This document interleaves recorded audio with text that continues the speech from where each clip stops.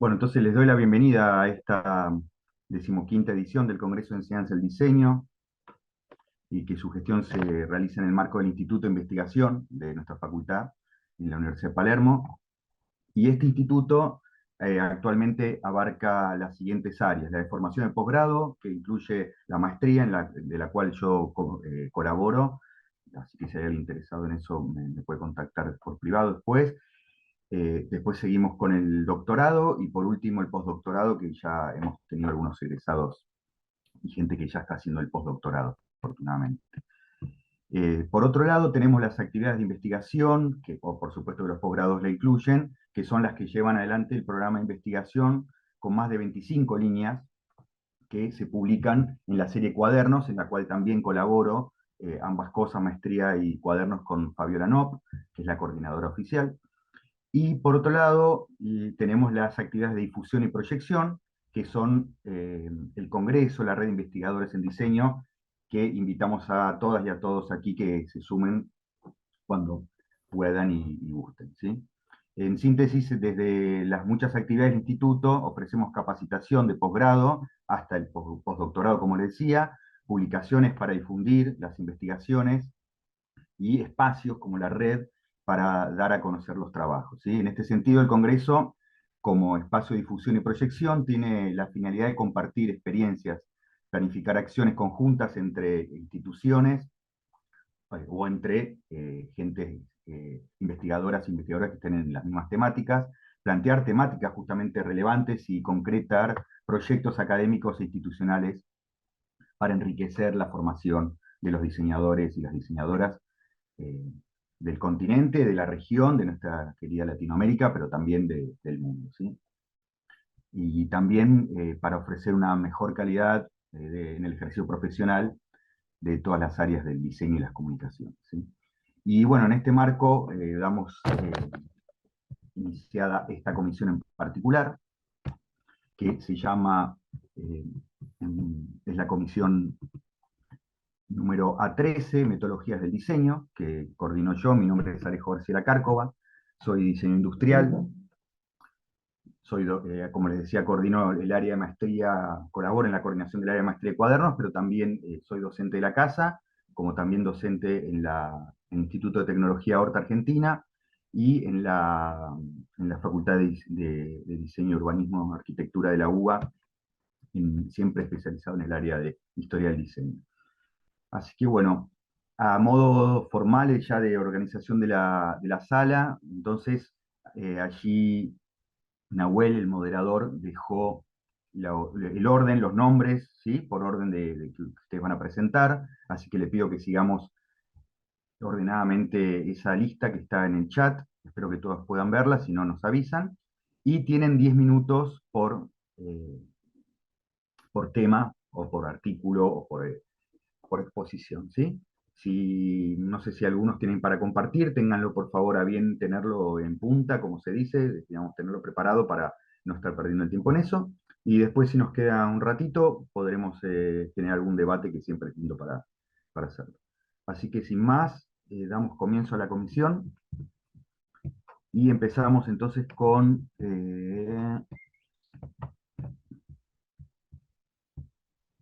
Ibar Federico Anderson.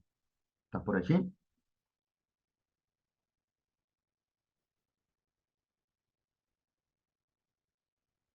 ¿Nahuel estaba, Federico? Lugar no me figura presente en este Ah, momento. bueno, Si para querés, avisarme. Ok, seguimos estoy. entonces con Pires y Merino. Buen día. ¿Qué tal? Buen día, ¿cómo estás? Bienvenido. Le pido disculpas porque mi presentación va a ser en portugués. Ah, entonces, yo voy a intentar hablar despacio. Yo sé un poco de español, pero creo que no soy no, experta, entonces voy a intentar. Ok? Bom, nossa apresentação é sobre design de serviço, mapa de jornada como potencializador de experiência de um evento em design. Então, os eventos promovidos pelo meio acadêmico, eles possuem como entrega obter conhecimento, conhecer pessoas e ter acesso a novas tecnologias, entre outras áreas, né, que podem ser caracterizadas como experiências. E essa experiência, né, por sua vez, é construída durante uma jornada do participante. A visão do design de serviço nisso é como um processo aborda o serviço numa entrega universal. Então, não somente só pela perspectiva do usuário, né, como a visão de todos, né, de todas as partes interessadas, buscando garantir um serviço útil, eficiente e desejável. Então, quando a gente fala sobre design, né, acho que aqui fica bem fácil, porque nós somos do meio, né, mas design é uma atividade criativa, né, e ela tem um fator central na humanização inovadora de tecnologias, e o fator crucial é o intercâmbio cultural e econômico. Todo problema apresentado por um design, ele exige restrições de tecnologia, ergonomia, produção de mercado, né, que elas sejam ponderadas. E, por fim, o design de serviço ele não é útil apenas para criar valor ao usuário final ou ao seu cliente, né? Ele considera todo o ecossistema e todas as pessoas envolvidas. O objetivo do artigo é explorar a área de atuação do design de serviço com a aplicação da ferramenta Mapa de Jornada e, com isso, desenhou 3 jornadas sobre a visão dos participantes desse evento do design. Então, falar um pouco sobre design de serviço. Design de serviço é uma área que atua em diferentes nichos, com uma abordagem interdisciplinar que utiliza conhecimentos e métodos, ferramentas de diferentes disciplinas. O design de serviço ele visa garantir as interfaces do serviço sejam úteis, utilizáveis e desejáveis do ponto de vista do cliente e eficazes e eficientes do ponto de vista do fornecedor. E o design de serviço ele ajuda a inovar, criar e melhorar serviços já existentes para tornar eles mais úteis, utilizáveis e desejáveis. O que é um mapa de jornada, né? O mapa de jornada do usuário é uma visualização das experiências das pessoas ao interagir com um produto ou um serviço, né, com o processo em si. Ele oferece uma visualização vívida, porém muito estruturada, da experiência do usuário com o serviço. Então, no mapa de jornada, uma jornada típica do usuário de um serviço envolvendo canais múltiplos ocorre num período específico de tempo. Os usuários obtêm as suas informações a partir de diversas fontes, então não podem ser controladas pelo provedor do serviço. E, por fim, no terceiro ponto, ela coleta narrativas e explica por que a jornada aconteceu de determinada forma e, por fim, quais são as circunstâncias, motivações e experiências que resultaram nesse processo. Os procedimentos metodológicos utilizados nesse artigo foi um workshop com duração de 3 horas. Foram 10 participantes de alunos de curso de design, publicidade e propaganda, onde eles tiveram 3 grupos e cada grupo ele desenhou uma jornada sobre um evento que eles estavam participando de design. Então, a primeira coisa foi apresentar os conceitos de design, design de serviço e mapa de jornada para todos os participantes, porque a gente tinha pessoas de vários níveis e várias áreas de conhecimento. No segundo momento, cada grupo foi lá desenhar o seu passo a passo, então fez o desenho do fluxo. Depois, por fim, eles conseguiram construir a jornada, né? E esse aqui foi o template que eles usaram, né? Esse foi o modelo que eles usaram para desenhar a jornada. E aí, por fim, teve a discussão. Então, cada grupo ele pôde discutir, falar, foi um momento de troca de ideias, de trocas de informações sobre a jornada. Quais foram os principais destaques? Que cada mapa de jornada é único, então cada experiência é única. Cada grupo teve a sua experiência e pôde desenhar um mapa daquilo. Problemas versus recurso, né? Ficou muito evidente no processo em que, às vezes, o grande problema era a falta de recurso e como encontrar dentro desse soluções para esses problemas sem ter esse recurso, né? Então, buscar soluções mais viáveis e não sempre só, a gente precisa de mais investimento, né? Existir outras soluções possíveis nisso. E desenhar um mapa de jornada ideal. Então, eles entenderam ali num processo que, para solucionar problemas de eventos acadêmicos, às vezes vale mais a pena antes a gente desenhar um mapa de jornada ideal e, em cima disso, poder, sim, desenvolver o próximo evento. Então, essa aqui seria a minha jornada ideal. Não é o que acontece hoje, mas é o que seria interessante acontecer. Então, por conclusão, né, aqui tem conclusão de cada grupo. Então, o primeiro que a gente está vendo aqui é impacto pela divulgação à inscrição e geral retirada de ingressos. Então, os participantes dessa jornada, eles entenderam que o evento é relevante para a comunidade acadêmica e para o mercado, né? Assim, interessante a participação de ambos. Eles entenderam que só tinham muitos alunos, mas que as empresas, o mercado em geral, a comunidade em geral da universidade não estava participando. Então, foi levantado pelos participantes construírem uma jornada que é necessário fazer sinalização desse evento, não só dentro da universidade, mas como fora, né? Então, nas ruas, no meio digital, mas que as pessoas, no geral, possam participar. Também foi identificado aqui que dentro da universidade é muito amplo, então que seria interessante investir em divulgação para conseguir acessar, né? Que as pessoas pudessem acessar até o local onde é de fácil acesso. Quem é participante da universidade, quem é aluno da universidade, conseguia chegar, mas quem não é aluno de universidade não conseguia identificar onde era o evento, né? Outra coisa levantada também é que o evento era um pouco. A universidade, o campus é bem grande e para você chegar caminhando até o local era um pouco dificultoso. Então, tentar num próximo evento, tentar identificar como que você pode colocar um transporte público ou em alguma outra maneira para as pessoas não precisarem chegar caminhando, né? Então, até falaram de pessoas que tinham problema de mobilidade, que deveriam ter essa dificuldade. Então, como tentar trazer uma outra maneira para elas poderem chegar. A segunda jornada é o impacto pela divulgação, a inscrição em atividades do workshop. Então, eles colocaram aqui que tiveram problemas, nem todos os workshops eles conseguiam se cadastrar, nem todos os lugares eles conseguiam entrar. Então, as soluções apresentadas foi fazer uma comunicação prévia, né, disponibilizar o acesso à inscrição a todos ao mesmo momento, né, assim evitar a frustração. Também melhorar uma plataforma de inscrição para constar de forma clara qual é o local da atividade, workshop, inscrição, né? Deixar de uma maneira mais clara. E, por fim, participação em dia de palestra. A solução apresentada foi em relação direta com a experiência dos participantes, né? De cada momento. E aí, cada um deles foi passando de que esse aqui ficou um pouco mais extenso do que. Então, cada etapazinha eles foram dando soluções.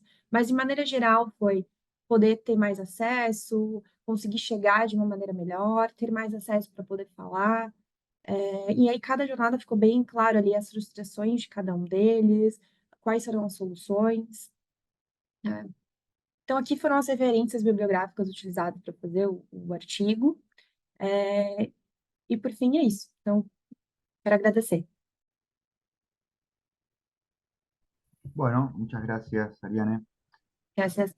Em, disculpen mi imposibilidad de entender mucho el idioma.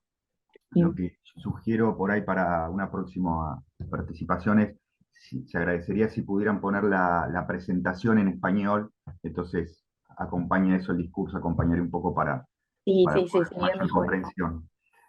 Pero bueno, para la próxima. Gracias. Sí, Bueno, gracias. igual entendí y me ayudó un poco las palabras clave, los títulos. Bueno, bien, seguimos con Andrés Rodríguez, ¿está bien? Nahuel, sería por ahí, ¿no? Sí, ¿qué tal? Bien. Ok, creo que ya estoy mostrando pantalla. Sí, ok. Perfecto. En- Si lo querés poner en pantalla completa, o va, yo no lo estoy viendo en pantalla completa. Ahí está mejor. Ahí va, gracias. Adelante. Ok, ok, bueno, nada, buenos días. Es un placer estar acá en este espacio digital que la Universidad de Palermo pues, nos facilita para compartir con algunos de ustedes algunos insights sobre la ilustración vectorial. Pues mi nombre es Andrés Rodríguez, soy docente de la Fundación de Estudios Superiores FES en la ciudad de Cúcuta, Colombia. Tengo algo más de 10 años de experiencia en el diseño, enfocándome siempre en la creación de marcas y la ilustración vectorial. Bien, desde hace un par de semestres que vengo enseñando ilustración vectorial en la FES, la cual es una asignatura que enseña el uso del software vectorial. Y a su vez, les enseño a los chicos cómo aplicar esta ilustración vectorial en temas de diseño. Y es gracias a esta experiencia que he podido desarrollar esta charla. Hoy les vengo como a hablar sobre la esencia de la ilustración vectorial en el desarrollo de marcas. Considero que este es un tema crucial en nuestra era digital, donde la precisión y la versatilidad son fundamentales en nuestro rubro. La ilustración vectorial ha emergido como un elemento esencial en la creación de identidades de marcas distintivas y versátiles. En palabras de Bruno Munari, un diseñador italiano, el diseño implica transformar las ideas en formas visibles. Y la ilustración vectorial facilita este proceso al ofrecer herramientas que permiten plasmar de manera clara y efectiva esas ideas. La vectorización se basa en la representación matemática de forma mediante líneas y curvas, ofreciendo precisión y una escalabilidad que pues algunas otras herramientas no lo ofrecen. Eso a su vez permite adaptar a las marcas diferentes contextos y medios sin perder calidad, garantizando una identidad coherente y reconocible en todos los puntos de contacto con el público. Bien. Y es que esta adaptabilidad, como decíamos anteriormente, de la ilustración vectorial, uno de sus más grandes fuertes, un diseñador americano, Von Gliska, decía que los vectores permiten una flexibilidad única para que una marca pueda mantener su integridad visual en diversos formatos, desde pequeñas impresiones hasta vallas publicitarias gigantes. Eso es crucial para garantizar que la marca sea reconocible y coherente sin importar dónde se vea. Esa capacidad de la ilustración vectorial para adaptarse sin perder calidad es vital, ya que genera una conciencia o una consistencia visual, perdón, que es lo que permite a las marcas crear una presencia sólida y confiar en el mercado ante el público. Al mantener una identidad coherente, se refuerza la confianza del consumidor y se asegura que cada integración con la marca sea positiva y memorable. Recordemos que somos creativos y somos diseñadores y trabajamos a base de la resolución de problemas que tienen nuestros clientes. Y aquí es donde el trabajar con vectores nos brinda una libertad de modificar formas, colores y composiciones con facilidad. Eso facilita la búsqueda de una identidad visual única y memorable para una marca. Recordemos que el diseño no solamente son respuestas al problema, sino, perdón, son respuestas a un problema y no una mera decoración. Y es aquí donde les digo a mis estudiantes que la ilustración vectorial proporciona las herramientas necesarias para resolver esos problemas de diseño de una manera efectiva y estética, donde los vectores permiten una experimentación de diversos estilos y enfoques creativos, una experimentación más digital, ya que lo estamos viendo de forma digital en la universidad. Eso es particularmente útil cuando se busca destacar en un mercado como el de nuestra ciudad, por ejemplo, en el que ya está muy saturado de marcas nuevas. Al poder ajustar y experimentar los elementos visuales, nosotros como diseñadores podemos encontrar soluciones innovadoras que resuenen en una audiencia o público objetivo. Y es esta palabra de resonar el que nos va a marcar como un diferenciador en el mercado saturado.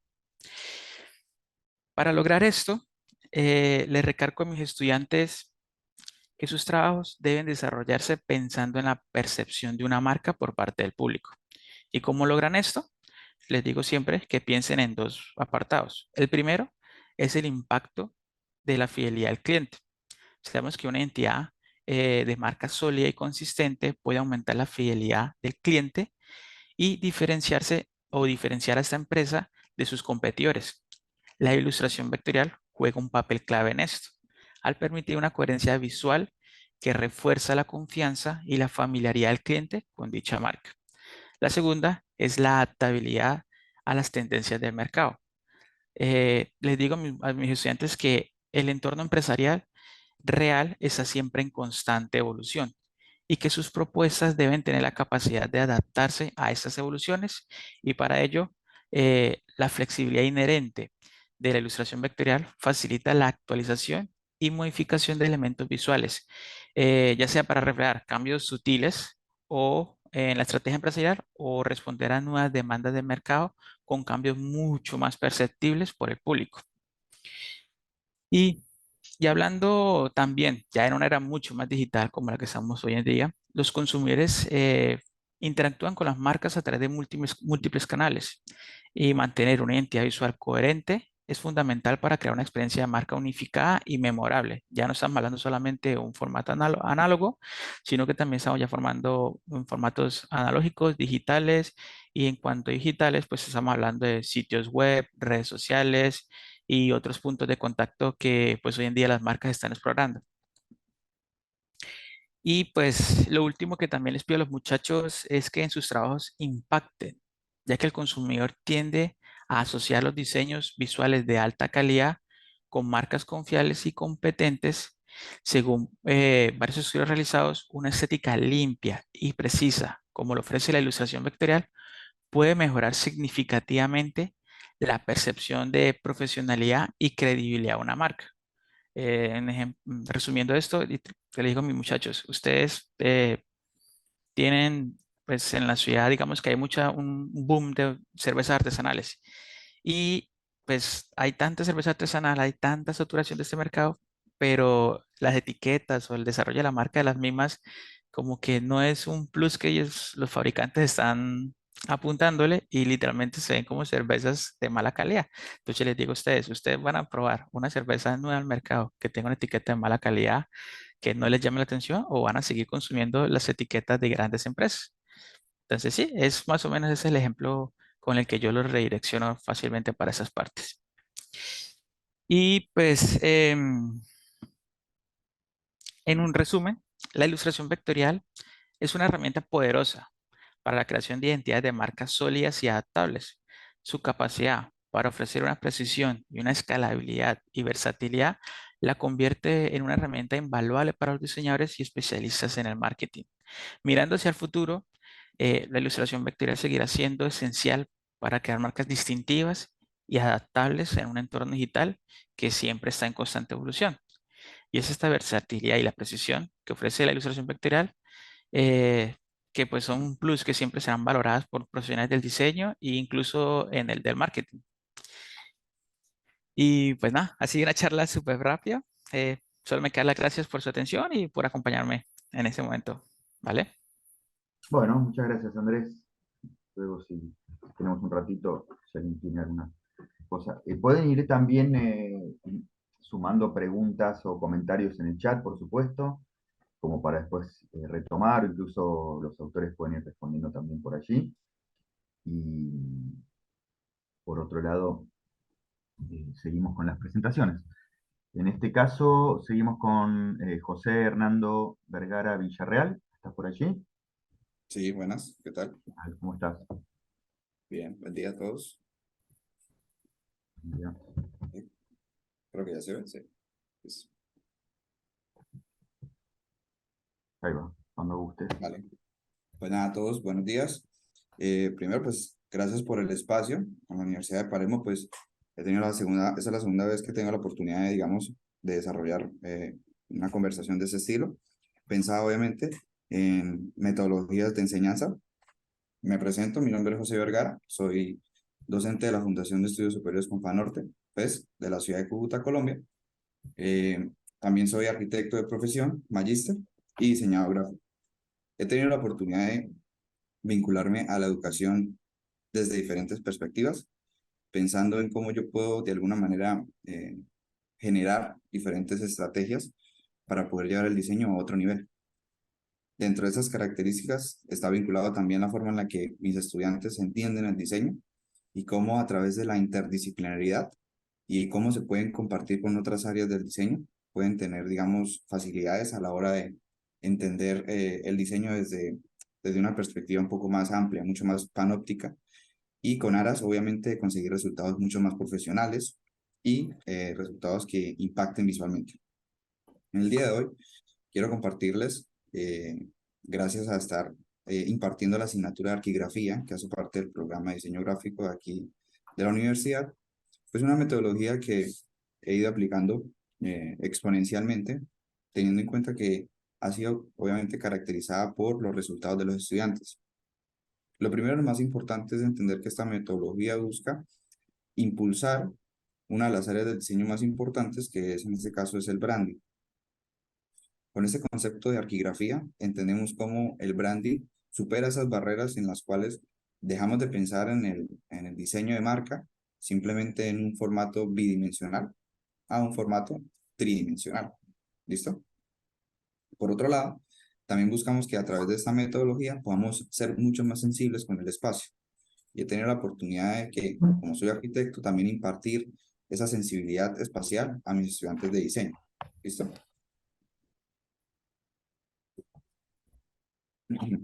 Perdona. Creo que ya está. Sí. Vale, por otro lado, vamos a tener la oportunidad también de entender la arquitectura desde una perspectiva muy inicial, y es entender cómo la arquitectura busca, en este caso, ser una línea intermedia entre lo que es el diseño gráfico y la arquitectura, sobre todo para crear experiencias que sean mucho más impactantes visualmente, que sean memorables, que sean inmersivas y que le permitan a los usuarios tener eso que nosotros conocemos como experiencia de usuario. La oportunidad de darle a los usuarios esta característica es invaluable, sobre todo que permite a las marcas llegar a un punto de sensibilización mucho más interesante.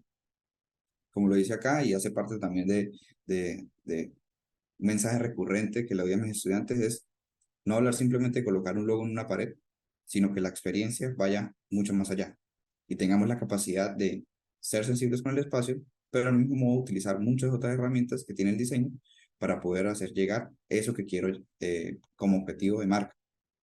También pensar obviamente en que yo debo contar algo, debo decir algo, y que debo conectar emocionalmente pues, con los usuarios que participen obviamente en esa experiencia de marca. Vamos a ver entonces los primeros aspectos a tener en cuenta, sobre todo en esta metodología, y es que una de las características más importantes es que, sobre todo en la era moderna, los espacios se han convertido también en un formato, en este caso tridimensional, en donde la marca también tiene posibilidades y tiene alcances.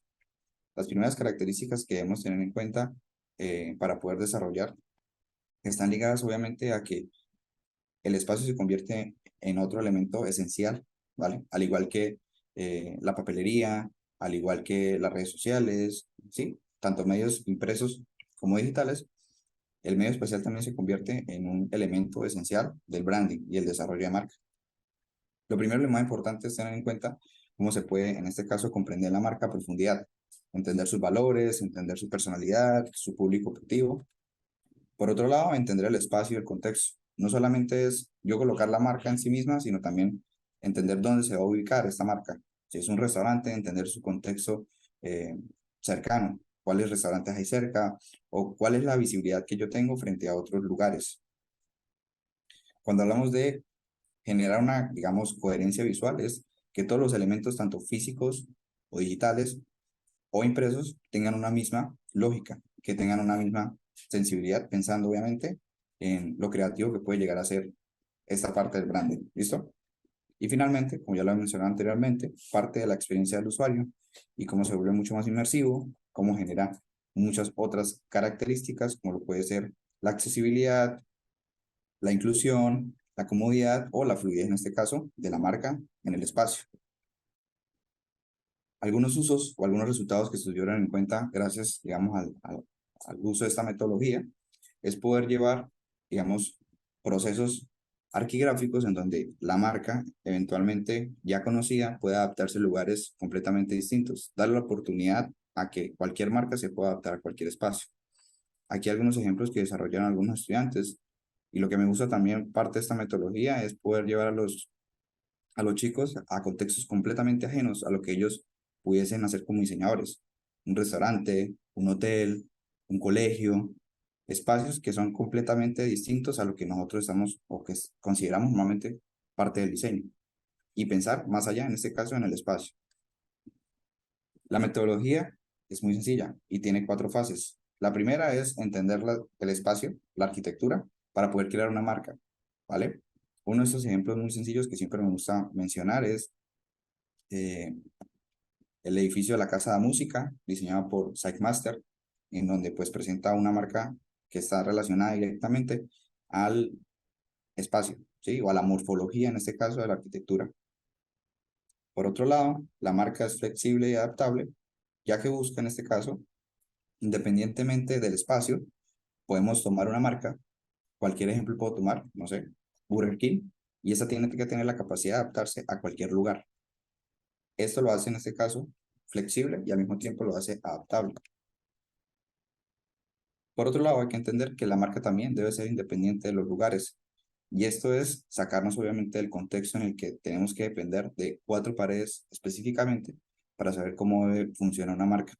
Debo también saber desconectar estos 2 elementos para que puedan funcionar de manera independiente. Y finalmente es donde desarrollamos en este caso un proceso metodológico en donde construimos una marca, en este caso con finalidad de la arquigrafía. ¿Qué es lo que busca eventualmente esto? Y es que los estudiantes puedan tener un proceso final y pues acá les muestro unos resultados o un caso particular, ya para terminar, de lo que conocemos como trabajo final de asignatura. El objetivo de este proyecto es transmitir la identidad y los valores de la marca a través de los elementos visuales impactantes y coherentes, teniendo en cuenta la experiencia del usuario y que evidentemente genera un vínculo emocional con la marca. La finalidad es llevar el manual de identidad visual un poco más allá y no solamente presentar elementos impresos y digitales, sino también elementos espaciales. Y como, por ejemplo, una marca en donde pues su espacio físico es muy pequeño, es decir, un carrito de compras que puede estar a la vuelta de mi casa, se puede convertir en un espacio mucho más profesional o se puede proyectar para más adelante ser un espacio mucho más profesional. Y finalmente, algunos de los resultados en donde los estudiantes adquieren en este caso visualmente las características de un espacio y lo convierten en otro completamente distinto, teniendo en cuenta todas esas características de la arquigrafía, atravesando el diseño gráfico y su potencialidad y también llevándolo a todo la lógica en este caso espacial. No solamente pensar en diseño de vitrinas o diseño exterior, sino también diseño interior, en donde los estudiantes tienen la capacidad de cambiar 360 la marca para que sea parte lógica, en este caso, de, digamos, los espacios. La experiencia, en este caso de la arquigrafía, se convierte en un elemento que influye directamente a lo que quiere decir la marca. Y asimismo, pues cómo lo quiere conectar a través de los valores y de esta experiencia de usuario de la que hablamos anteriormente. Finalmente, estos tres ejemplos, en donde recalco los resultados de los estudiantes, que poco a poco tienen la capacidad de evolucionar esos espacios ya existentes y tienen la capacidad de proyectarle a estos usuarios o a estos clientes esas características propias de una marca para que lleguen al siguiente nivel, que es lo que busca en este caso la arquigrafía. Es una metodología muy sencilla, pero que finalmente nos ayuda a entender cómo todas estas características en pro de que las marcas cambien, pues tengan esa diferenciación. ¿Listo? No sé si tienen alguna pregunta, alguna duda. Buenísimo. No, por eso las preguntas las pueden ir poniendo si quieren en el chat y dejamos para el final, así todos pueden exponer. Muchas gracias. Vale, muchas gracias. Interesante, gracias. Bueno, bien, seguimos con Ángel. ¿Está por allí Ángel Rubino? Sí, Ángela Rubino. Ángela, perdón. Ahí va. ¿Cómo estás? Ay, muy bien. Bueno, vamos a compartir.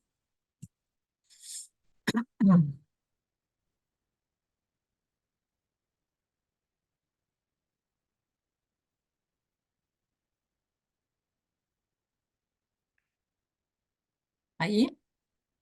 Perfecto, adelante.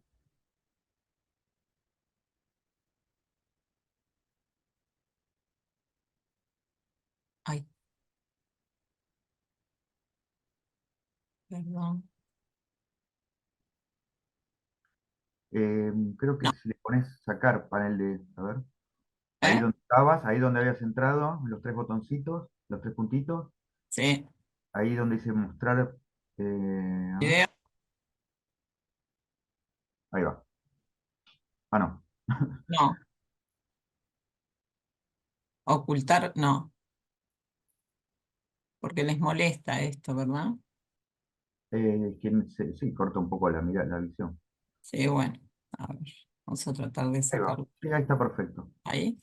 Sí, genial, Bueno, adelante. buenos días. Agradezco a la Universidad de Palermo por darnos la oportunidad de participar en estas instancias tan enriquecedoras para la educación y la profesión. Desde hace años aprovecho este congreso para compartir los resultados que realizamos en la cátedra de la que soy responsable, que es Diseño 3 Textil Indumentaria de la Licenciatura Escuela Universitaria Centro de Diseño, de aquí de la Facultad en Uruguay. En dicha cátedra trabajamos con varias metodologías en upcycling, tanto en el rubro infantil como adulto, y en particular con reconstrucción Rubino Duarte y upcycling Comas adaptado, que es las que vamos a hacer referencia. En ambos casos usamos prendas de pre- y postconsumo que recibimos de donaciones de empresas privadas que desechan lo que tienen en stock y que no han sido comercializadas o que han sido devueltas luego de su uso. Otra característica de nuestra cátedra es que las colecciones que diseñamos y que realizan nuestros estudiantes al finalizar el proyecto son donadas a escuelas, centros educativos y ONGs de contextos vulnerables de Montevideo y sus alrededores. En años anteriores, en esta comisión, he presentado el método de reconstrucción Rubino Duarte, denominado así en referencia a quienes lo ideamos, que somos Leticia Duarte y quien les habla. Es una herramienta de sistematización productiva que se aplica directamente a prendas desechadas y consiste en desarmar y cortar total o parcialmente prendas originales para luego rearmarlas en un nuevo producto. Es una metodología que mantiene la tipología de la prenda original, es decir, no es una deconstrucción, tampoco la prenda modifica su uso, sino que el desarmado o la realización de cortes servirán en la construcción de una nueva prenda que mantiene su función original. Tanto en el método de reconstrucción Rubino Duarte como en el upcycling Comas adaptado, el primer paso es la clasificación y categorización de las prendas recibidas. Es un proceso que requiere utilizar un criterio para seleccionar y agrupar las prendas. En nuestro caso, se controla el estado de cada prenda en cuanto a limpieza, roturas, materiales constitutivos, color y talles. El tiempo que se le dedica a esta etapa es, por cierto, un poco extenso y depende de la cantidad de prendas. Una vez finalizado el mismo, en el caso del método reconstrucción Rubino Duarte, se continúa con el análisis de dos prendas de la misma tipología, haciendo foco en su procedencia, antigüedad, composición, en fin, todo lo que se llama identidad y memoria de la prenda, que es lo que nos interesa rescatar y preservar. Luego se da paso a las acciones, que son, en primer caso, desarmar y descoser. La segunda acción es cortar con propósito, es decir, pensando en el resultado provechoso para la futura prenda y, por supuesto, manteniendo los detalles constructivos más significativos. La tercera acción es intercambiar las piezas obtenidas entre ellas y reforzar los conceptos de la futura colección a través de intervenciones, como podemos ver en las imágenes. La penúltima acción, si es necesario, es la repetición de los cortes y se finaliza con la constatación de que las prendas resultantes sean adecuadas y formen parte de la colección de la cual se plasmaron los conceptos originales, ¿verdad? Como la reconstrucción es un método de upcycling, no se debe desechar ninguna pieza, siempre debe existir un destino para las mismas y en este caso dentro de la misma colección. Por otra parte, en la mencionada cátedra también se enseña el método Upcycling Comas adaptado. Su origen es el método Comas, ideado y llevado a cabo precisamente por Agustina Comas, es una diseñadora egresada de nuestra licenciatura, radicada en San Pablo desde 2008, con una reconocida y exitosa trayectoria en el sector de la moda sustentable. Nosotros hemos realizado una pequeña adaptación alineada con nuestra realidad educativa y de país. El método vincula íntegramente prendas de pre- o postconsumo con el cuerpo mediante un ejercicio de agotamiento de posibilidades que finalmente culmina con morfologías funcionales, no necesariamente de la misma tipología que las de inicio.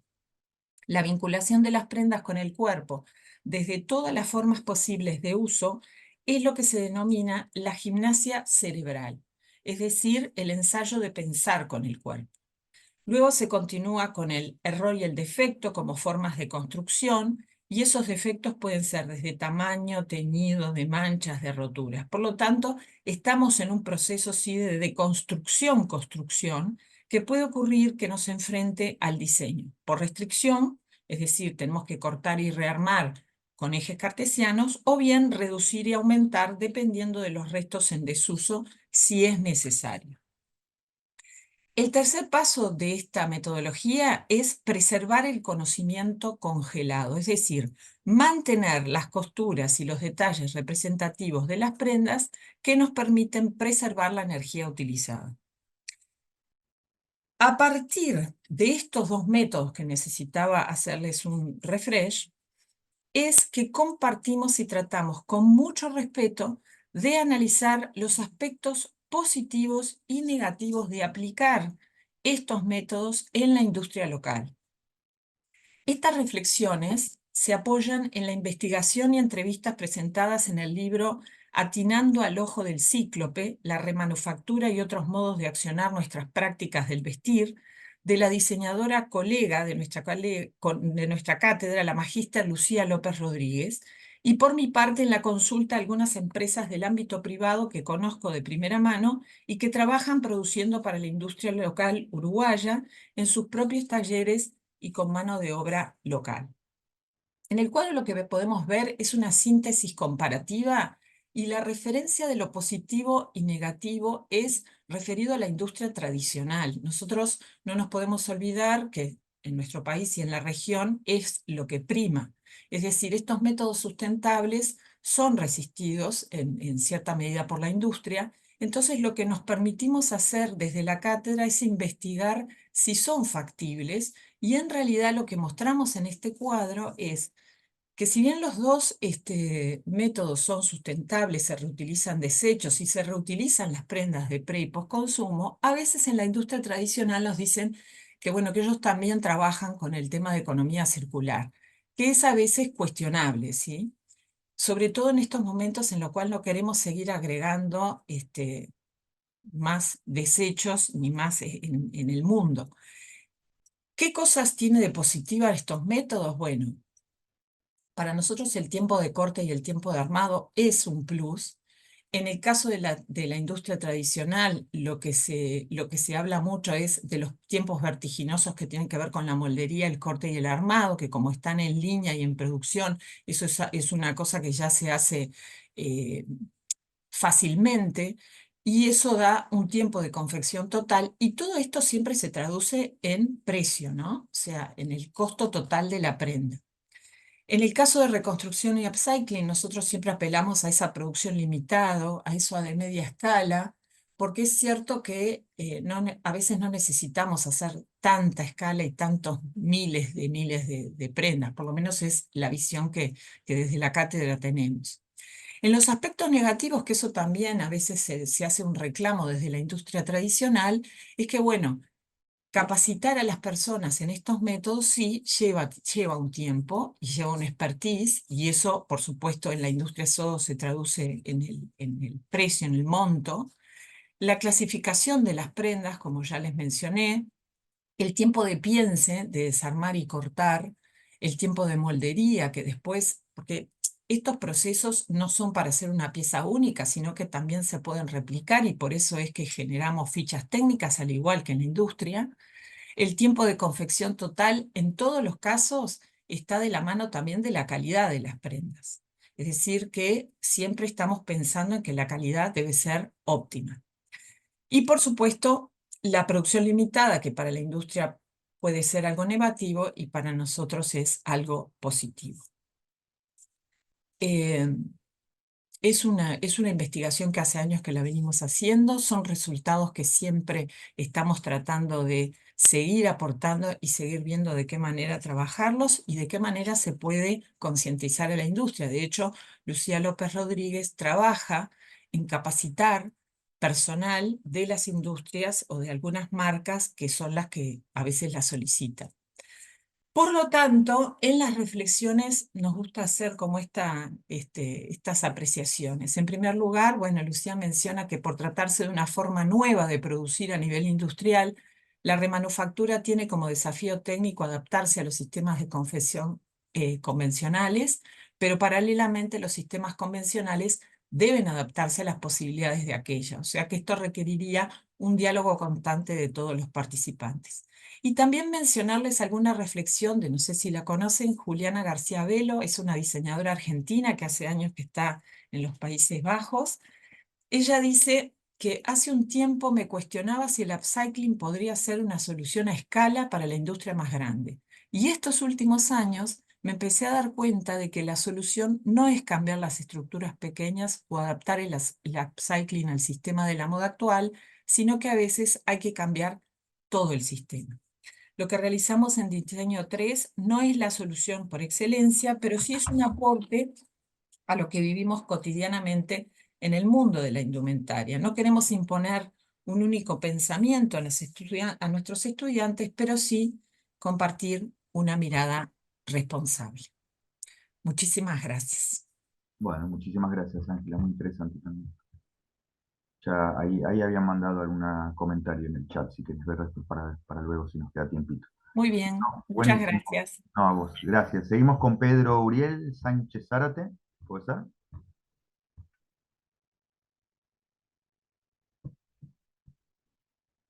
¿No está? Aquí, sí, aquí Ah, estoy. Muy ah, buenos días. ¿qué tal? ¿Cómo estás? Buenos días a todos. Soy Pedro Uriel Sánchez Zárate, diseñador industrial y doctor en diseño politécnico de Milán. Trabajo en Bogotá, en la Universidad Nacional de Colombia y en la Pontificia Universidad Javeriana. A continuación les presentaré mi planteamiento metodológico sobre las plantas. Vamos, comienzo a compartir. ¿Ahí ya se ve? Sí, si lo ¿Sí? pudieras poner en pantalla completa, mejor. Gracias. Sí. ¿Aquí mejor? ¿Sí? Bueno, entonces, ¿sí? Se ve bien, sí. Sí, gracias. Bueno, mi metodología se inspira en la investigación que realicé en la Universidad Nacional llamada Diseño de Inspiración desde las plantas, verbos de la innovación. Todo comenzó al principio cuando escuché al biólogo Stefano Mancuso, quien trabaja para la NASA y tiene un planteamiento muy interesante, innovativo, creo que para los diseñadores, dado que hace un paralelo en lo que son el mundo de las plantas y el mundo de los animales. En este paralelo, él dice que existe todo un sistema modular en las plantas que tiene una arquitectura colaborativa muy interesante, dado que eso ha permitido que sean capaces de resistir a cambios climáticos, resistir en el tiempo y adaptarse. Lo llamo una especie de inteligencia distribuida, dado que existen conexiones, digamos, de módulos internos que permiten que las plantas, si pierden alguna parte, como una flor o una hoja, pueden autorregenerarse. Y lo mismo sucede con toda la planta. Si realmente se pierde un 70-90% de la planta, se puede autorregenerar toda. Mientras que en los sistemas de los animales tenemos, como en nuestro caso los seres humanos, un centro, como decir el cerebro, y unos órganos. ¿Qué pasa con este sistema? Que si perdemos, como sabemos, el hígado, el corazón, el páncreas, pues muere todo el sistema. En las plantas, en cambio, no. Y este enfoque me pareció muy interesante para plantear la siguiente metodología. Entonces, mi metodología se basa sobre todo en los verbos, ¿no? Lo llamo los verbos de la innovación y el diseño. ¿Por qué los verbos? Porque el verbo permite la acción que expresa el propósito de una forma. Y este verbo afecta, influye en un contexto determinado y a su vez conduce a una adaptación en las plantas. Aquí vemos un ejemplo específico visual, en este caso un cactus. ¿Cómo hace para capturar, por ejemplo, la humedad? ¿No? Entonces tenemos el esquema, cómo captura la humedad, un esquema muy básico, y cómo lo distribuye a través del cuerpo.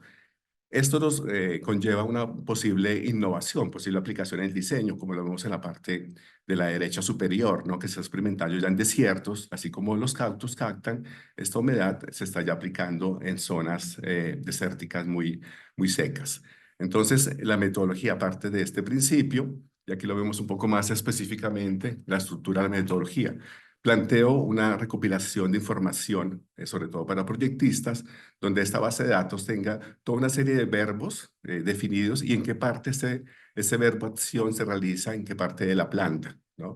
Estos verbos naturalmente se pueden combinar y esta combinación de verbos son los que nos dan las pautas para cuando tengamos una necesidad específica en diseño o una oportunidad de diseño, poderlos aplicar. Aquí vemos a la derecha un esquema, ¿no? Por ejemplo, como en el ejemplo de una planta que se cuelga, ¿no? Como esta forma permite a través de una determinada acción colgarse. Este principio me parece que es una base muy interesante para aplicar en el diseño y así sucesivamente con muchos verbos que he estudiado. La idea es hacer talleres de creatividad o aplicarlos en instituciones universitarias. Por ejemplo, en la parte izquierda, cuando uno ya tiene un proyecto determinado, una necesidad, entonces se va a buscar qué verbo, por ejemplo, me sirve para cubrir una superficie o para expandir un sistema de riego, por ejemplo. O si no, en la parte derecha se plantea cuando no tengo proyectos, ya una creatividad abierta. Entonces, con determinados verbos a qué soluciones se puede llegar en diseño.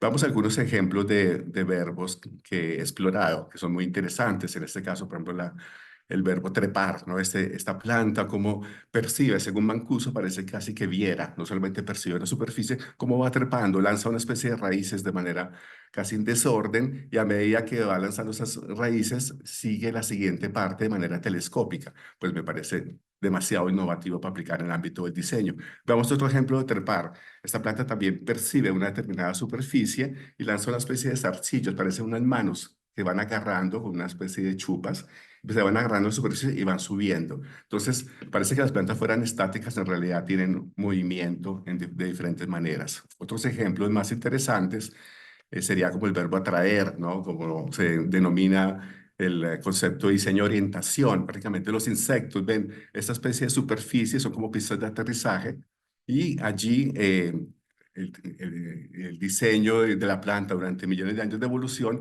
plantea una especie de espacio muy cómodo para que los insectos puedan comer de esta interacción entre esta especie de superficie y la planta. Aquí vemos otro ejemplo interesante de atrapar. No solamente se puede combinar con otros verbos, porque esta planta hace diferentes acciones, ¿no? Por ejemplo, atrapa, secuestra, libera. ¿Qué pasa?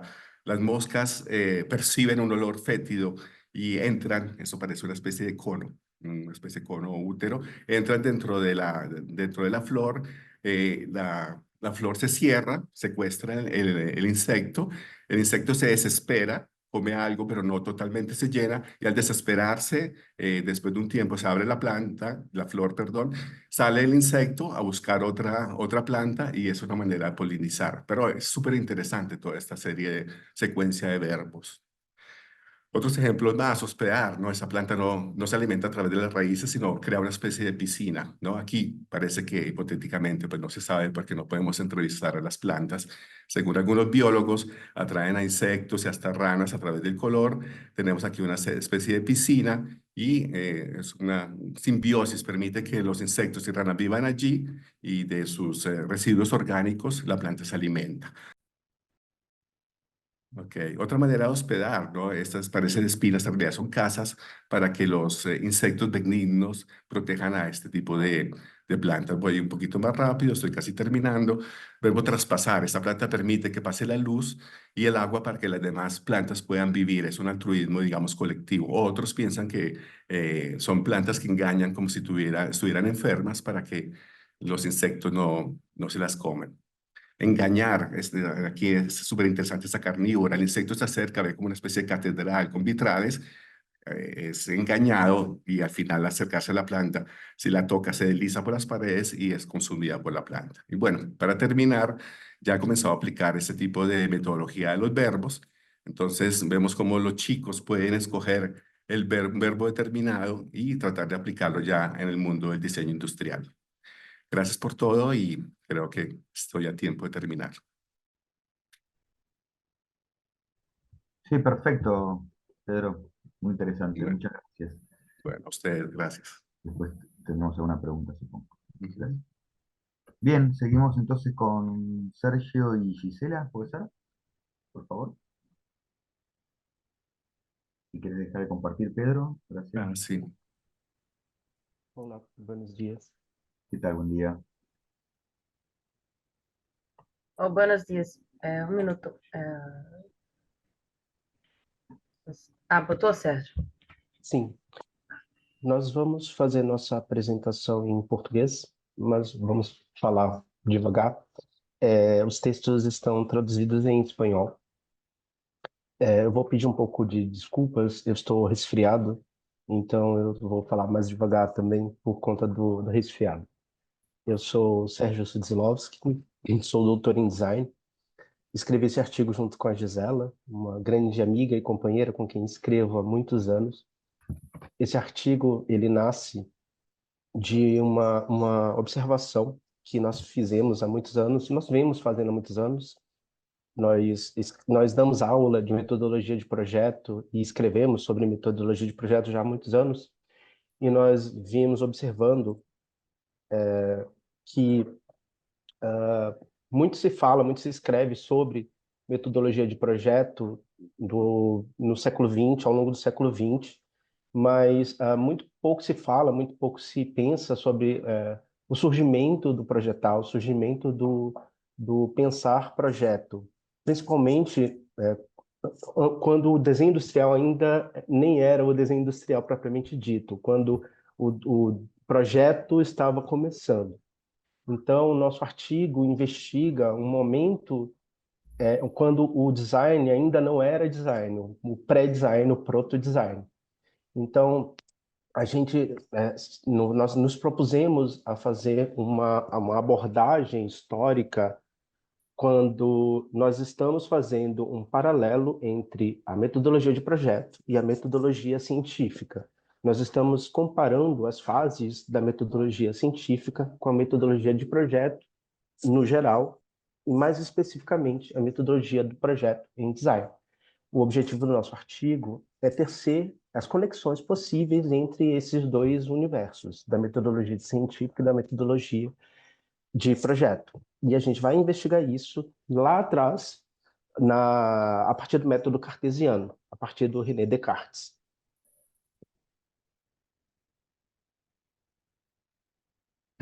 Nós usamos alguns autores de design, metodologia científica, e isso é um das nossas proposições, né, do que a gente entende como sendo acréscimo para o campo do design, que a gente faz um cruzamento de autores da história da ciência, do design, do campo do design e do campo da metodologia científica e da história também.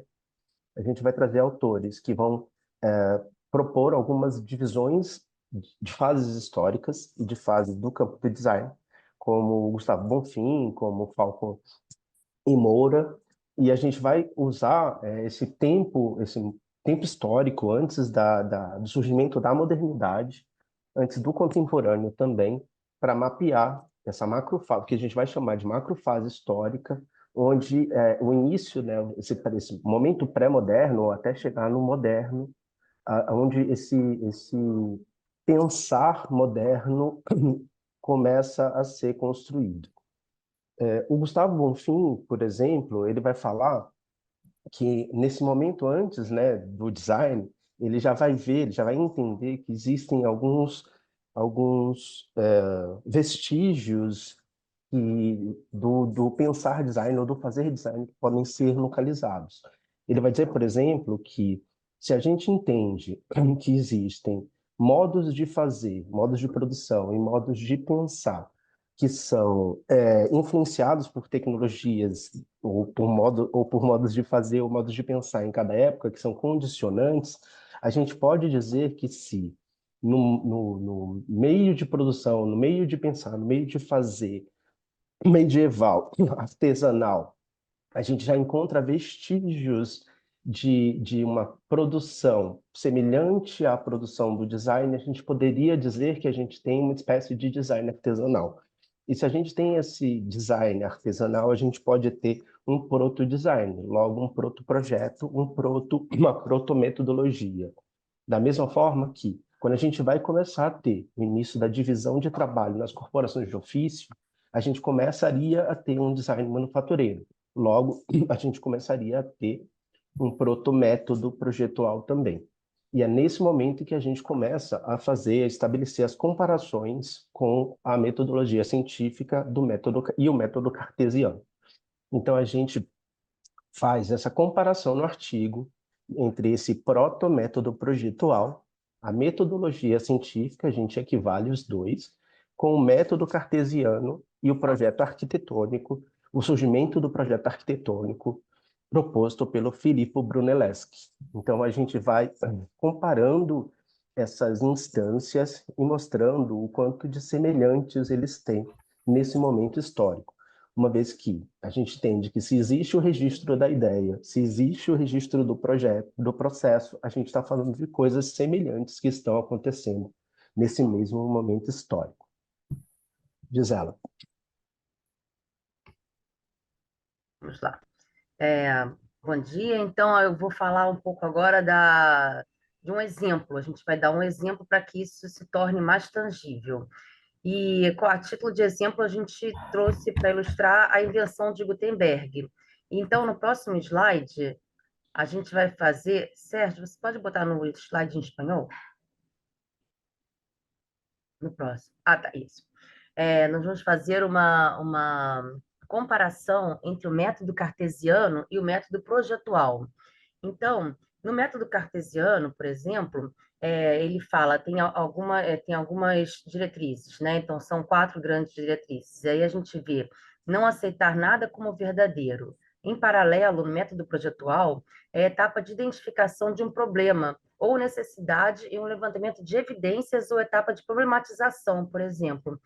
E aí a gente poderia dizer que nessa etapa de problematização, Gutenberg ele precisou conhecer profundamente o assunto do livro para assim conhecendo aquele assunto, e as problemáticas daquele assunto, ele pôde propor uma alternativa que foi o projeto, que foram todas a revolução que houve a partir de Gutenberg.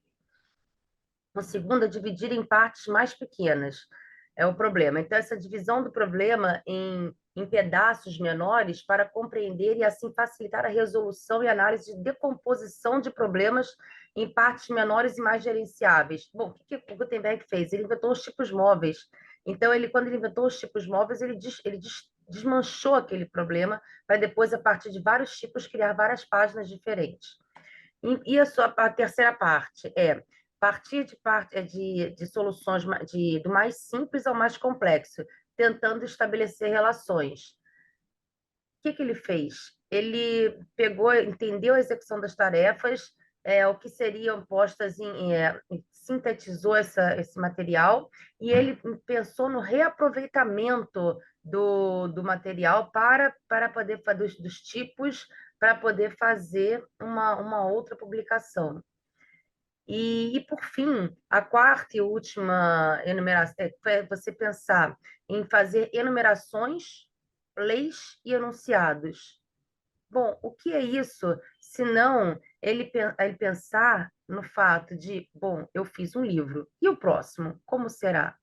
Então, existe uma ideia de projeto nessa questão de pensar em fazer outros livros, pensar nessa ideia de fazer outros livros e fazer em série também, que é um projeto que não começou com Gutenberg, mas, como eu falei, ele entendia profundamente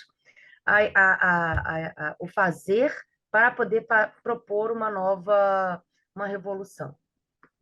Então, agora o próximo slide. A nossa conclusão é o seguinte, que a principal diferença do método científico para o método de design é que o método científico pretende chegar ao mesmo resultado a partir dos mesmos parâmetros, enquanto que no processo de design, embora os projetos sejam definidos por etapas, os resultados vão ser sempre diferentes, pois os elementos são outros. Afinal, em ambos os contextos, é fundamental que os métodos adotados sejam claros, sistemáticos e, acima de tudo, facilitem a comunicação e o diálogo entre todos os participantes do processo de criação, a aplicação e transmissão de conhecimento. Muito Ou obrigada. seja, o método científico, desculpa, Gi, o método científico, ele pressupõe que haja controle, as variáveis sejam controladas, e uma vez que as hipóteses sejam apontadas, é quase que condição sine qua non que a gente chega ao resultado enunciado lá no início. O cientista raramente quer chegar num resultado diferente daquele que ele pensou inicialmente. Enquanto no processo de design, de projeto e metodologia de design, a gente quer e é esperado que a gente chegue em resultados diferentes. A gente nunca começa um projeto numa sala de propostas de design com alunos diferentes. É raro a gente chegar em resultados iguais e a gente nunca quer isso. Então, esse é o grande diferencial da metodologia científica para a metodologia de projeto. Assim. A metodologia científica começa de uma forma e geralmente termina no resultado esperado, naquilo que foi proposto inicialmente. Enquanto na metodologia de projeto não é assim. Geralmente começa num resultado totalmente diferente daquilo que foi pensado inicialmente. É isso. Muito obrigado, pessoal. Bueno, muchas gracias. Obrigada. Gracias a todos. Bien, seguimos con, bueno, ahí estás, Cristian, ya te vi, estás preparándote. Bienvenido. Pasáis.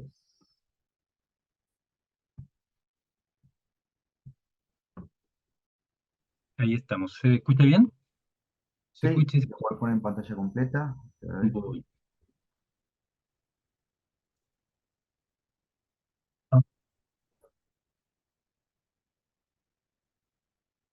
Ahí va. Buenísimo, adelante, cuando gustes. Ya. Mari Compuché, hola a todas y todos. Mi nombre es Cristian Basáez, académico de la Escuela de Diseño de la Universidad de Chile. Y les voy a presentar entonces la charla Hacia una estética de diseño e innovación hacia buen vivir. Una frase que me interesa mucho compartir de Humberto Maturana, un biólogo premio nacional acá de Chile. Hace falta una nueva cultura, una nueva actitud hacia la vida y el vivir. Hay elementos que lo pueden configurar, no me cabe la menor duda, pero para que haya una nueva cultura que se dé, tiene que darse un nuevo modo de vivir. Entonces, la temática principal de esta metodología es el buen vivir. Pues, ¿qué es el buen vivir? Si nosotros nos planteamos o cada uno está pensando, ¿cierto?, ¿qué es el buen vivir? Todos vamos a tener una definición muy diversa, de acuerdo al contexto, a lo que vaya viviendo, su historia personal, etc. Por lo tanto, el buen vivir no tiene una definición única y por eso la charla también es hacia un buen vivir, sino que no del buen vivir, sino que hay un camino hacia un lugar. Es dinámica, responde a un contexto y espacio sociocultural. Por lo tanto, no hablamos de un buen vivir, sino que buenos vivires. Todos tenemos un vivir, un buen vivir, un concepto de idea. Y lo importante y lo que sucede hoy en día y por qué es tan relevante y que hoy el buen vivir, el concepto de buen vivir se habla mucho acá en Chile, de distintos lados, desde la política también se habla mucho, que si hablamos de y necesitamos de un buen vivir es porque reconocemos un mal vivir. ¿Cuál es ese mal vivir? Y sabemos todo lo que sucede hoy en día, las distintas situaciones que vivimos, y esto nace desde el concepto de desarrollo, ¿cierto? Que en 1949, el presidente de Estados Unidos, donde se establece un sistema de vida en el cual están los países desarrollados y los países pobres que tienen que llegar al desarrollo. Y esto nos ha llevado a un sistema consumista, capitalista, extractivista, y lo ha llevado a una situación social, ¿cierto?, de individualismo, desigualdad social y un sistema insostenible, ¿cierto?, con la naturaleza y que todo nos ha llevado también a una dependencia del sistema. Por lo tanto, el buen vivir o vivir bien se plantea como una alternativa al desarrollo económico imperante. ¿Y este buen vivir de dónde nace? Nace de los pueblos originarios de América Latina, de Abya Yala, donde los quechuas le llaman Sumac Causay, en Aymara, Sumac Camaña, en Mapuche, por estas regiones, el Monguel. Ya, bueno, y muchos más pueblos también tienen el concepto del buen vivir. El buen vivir es un concepto que viene de la academia, ¿cierto? Que se trata de traducir, se trata de interpretar el concepto que viene en los pueblos originarios, y ya en 1986 se empieza a tratar de entender qué es esta filosofía de vida del buen vivir. También el buen vivir se ha establecido en algunas constituciones, en Ecuador, Bolivia, está en la Carta Magna, pero no se ha aplicado de buena manera y ha quedado simplemente más que como lema, como una idea, pero no se ha logrado concretar de manera eficiente. En Chile, el proceso anterior, unos años atrás, tuvo el proceso de nueva constitución, ¿cierto? También se habló mucho sobre el buen vivir. Y en Colombia, hoy en día se habla del vivir sabroso también como concepto que se viene trabajando del buen vivir. En 2016 sale un libro que se llama Objetivos del Buen Vivir, 2019 en verdad, donde se plantea que el buen vivir se puede establecer bajo tres bases, tres pilares, que es la armonía del ser, la armonía con la comunidad y la armonía con la naturaleza.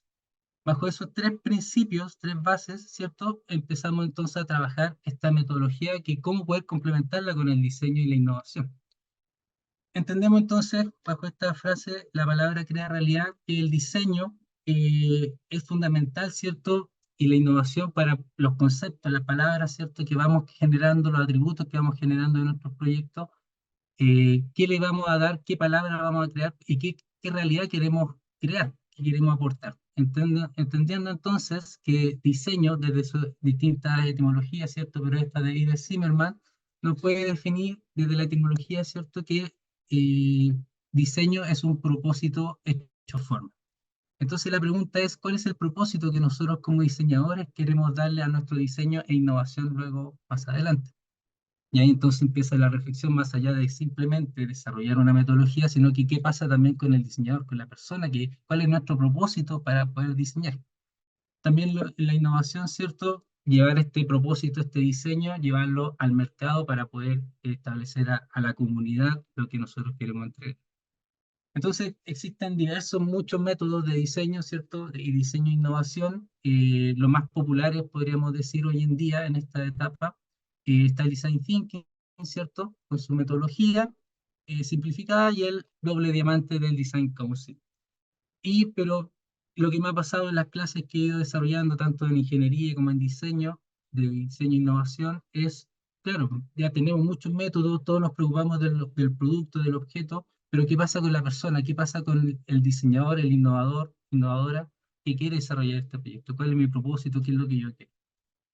Entonces, empezar a pensar una metodología que fuese más integral y entendiendo también cómo lo ven los pueblos originarios al ser humano. Entonces, desde los pueblos originarios, ¿cierto? Se plantea el ser humano en 4 dimensiones: físico, ¿cierto? El cuerpo, emocional, espiritual y mental, y también esto se traslapa o se empieza a configurar desde los 4 elementos también de la naturaleza. Y esta configuración, ¿cierto? Este vórtice de conocimiento, de sabiduría de distintos ámbitos, de distintas culturas, me llevó también a reflexionar y a encontrar el concepto de los chakras, que también se fue sumando y fue coincidiendo también con esta observación, este entendimiento, y desarrollé este método, este diagrama, donde por un lado se mezcla, se configura lo que es el design thinking con la metodología, pero antes de empezar a desarrollar el design thinking, se plantea, bueno, ¿cuál es mi propósito? ¿Qué es lo que yo quiero como diseñador y qué es lo que quiero entregar hacia la sociedad? Entonces, esta metodología parte con una primera instancia de la armonía del ser, pues, cuál es mi autoconocimiento, quién soy y hacia dónde quiero ir, para luego establecer cuál es lo que quiero hacia la comunidad, ¿cierto? La observación, el entender, ir más allá de lo evidente, ir mezclando también, bueno, ahí voy mezclando algunos conceptos también del Mapudungun, que como mapuche me hace sentido algunos conceptos que me dejan más claro, más evidente, una metodología más cercana a la persona, al propósito. Y por último, dentro de la etapa del prototipo, ¿cierto? La armonía con la naturaleza, entender, bueno, qué materiales, qué procesos, cómo vamos a ir desarrollando. Entonces, al final, estas 3 etapas del buen vivir, la armonía del ser, la comunidad con la naturaleza, cómo se van mezclando y se van asociando, ¿cierto? Y con un entendimiento de una metodología integral del ser humano. Entonces, la pregunta es, ¿cuál sería una estética? ¿Qué atributos, qué características debiese tener un diseño para que fuese orientado hacia el buen vivir? Por un lado, a partir de esta misma conciencia, estado de conciencia, ¿cierto? Establecemos algunos conceptos, algunas palabras temáticas, ¿cierto? Que nos podemos ir relacionando. El tema de la espiritualidad, el autoconocimiento, la religión, los ritos, las ceremonias, el pensamiento, educación, sabiduría, etcétera, distintos conceptos e ideas que nos pueden ir ayudando para ir trabajando el tema del buen vivir, el diseño del buen vivir. Por un lado también el autoconocimiento, ¿cierto? El autocuidado, la reflexión, el gestionar las emociones, algo fundamental que partimos con esta metodología para entender qué quiero yo como diseñador y qué es lo que quiero entregar hacia la sociedad. Por otro lado, la interculturalidad y lo interdisciplinario tiene que ser algo fundamental, ¿cierto? De construir nuestros pensamientos, nuestras ideas que vienen abarcadas por la sociedad, abrirse a nuevas posibilidades, a nuevos conocimientos lo monocultural, ¿cierto? Abrirse a lo intercultural y descolonizarse también de varios conceptos que tenemos asociados que de forma intrínseca y que también tenemos que observar, entenderlo y abrirnos a nuevas posibilidades. Otros conceptos también, el wabi-sabi, que viene de las culturas orientales, que es la belleza de lo imperfecto, porque todo tiene que estar tan perfecto, tiene que ser de una sola manera, ¿cierto? Nos han llevado a una forma de pensar que también podemos abrirnos a la biomímesis, también de lo que hablaba el profesor anteriormente, entender, observar la naturaleza, que es un gran sabio, ¿cierto? Nuestro gran referente que nos va ayudando. La arte y fabricación local, valorización de los materiales locales, ¿cierto? Ir entendiendo que no todo tiene que venir de China, sino que tenemos grandes riquezas en nuestros territorios, en cada uno de los territorios de, de la vida. Y los biomateriales también, un trabajo que se viene dando muy fuerte este último tiempo, es empezar a trabajar, empezar a adquirir nuevas posibilidades dentro de esta metodología del buen vivir. Y sobre todo también, bueno, los saberes de los pueblos originarios, tenemos una gran riqueza, una gran cultura, ¿cierto? Que ponerla en valor, ir entendiendo, ir observando, no significa volver a un estado anterior, sino que rescatar esa sabiduría, ¿cierto? Para implementarla en estos procesos que tenemos actualmente. Y así entonces hemos ido desarrollando esta metodología en los talleres que he ido trabajando en la universidad. Algunos ejemplos, por ejemplo, diseño autopoético, que lo llamamos de esta manera, que es entender cómo a partir de una problemática personal, de un entendimiento de qué es lo que pasa y qué es lo que quiero para mi buen vivir y qué me gustaría mejorar para sentirme mejor en este mi buen vivir. Ahí van desarrollando algunos proyectos, también con biomateriales, con el proceso, entendimiento, etcétera.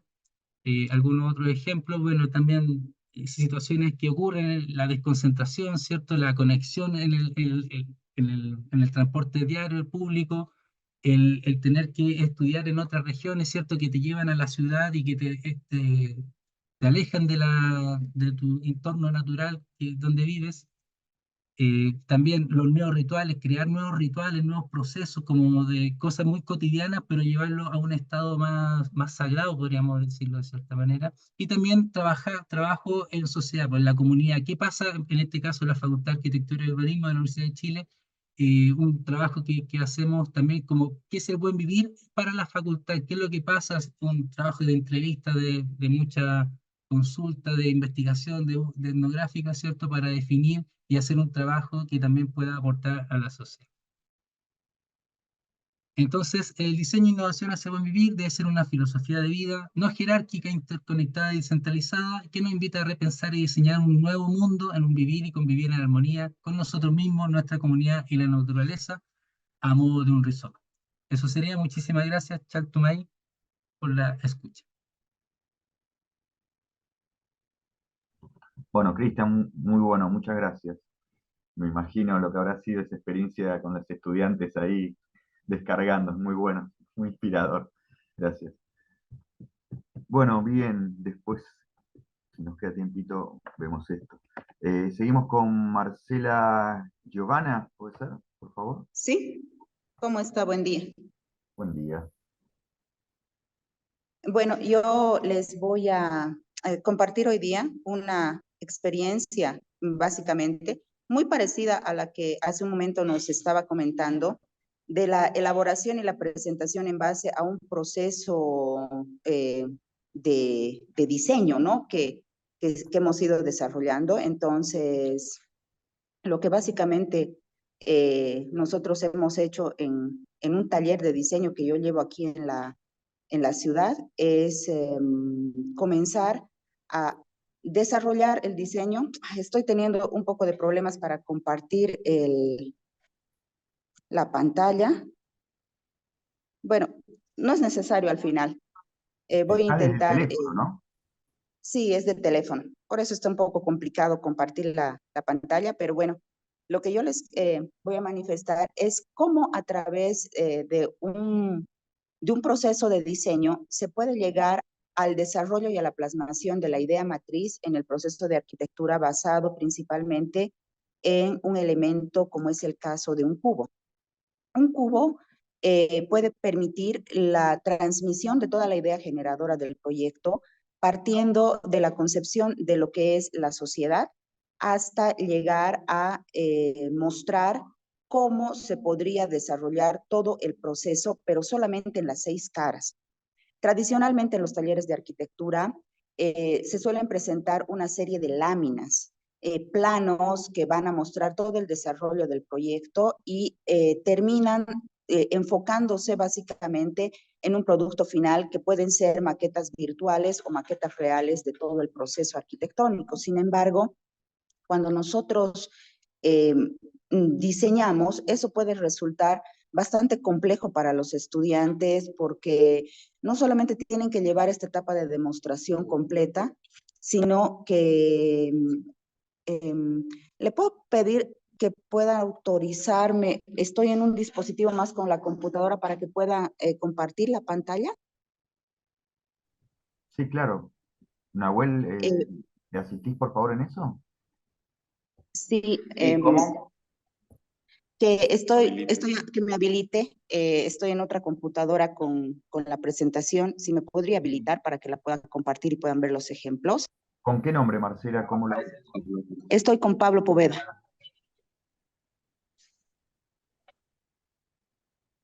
Ahí está, ya tiene los permisos. Gracias, Nahuel.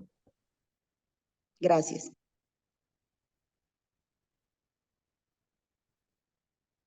Ahora sí se ve, ¿verdad? Sí, perfecto, adelante. Bueno, en este sentido, lo que les decía, cuando se comienza la construcción del proceso, se comienza pensando qué cosa es lo que se va a diseñar, qué pasa si en el proceso de construcción se tiene una propuesta conceptual, un análisis generador, que puede ser todo el bagaje constructivo que nosotros podemos colocar antes de comenzar el proceso, y luego el proceso de transmisión de cómo iría funcionando este modelo que yo les estoy proponiendo. Aquí tengo unos ejemplos que han hecho en mi curso, porque este era mi trabajo, la muestra del resultado, donde les estoy mostrando el proceso de interpretación. Todo el proyecto se ha presentado básicamente en este cubo. No ha habido ningún otro elemento adicional, ni planos adicionales, ni nada. Y también la etapa creativa estaba en la demostración de la versatilidad. Este cubo se puede abrir, se puede desglosar, se puede ir retirando o abriendo por capas y va demostrando todo el proceso de interpretación.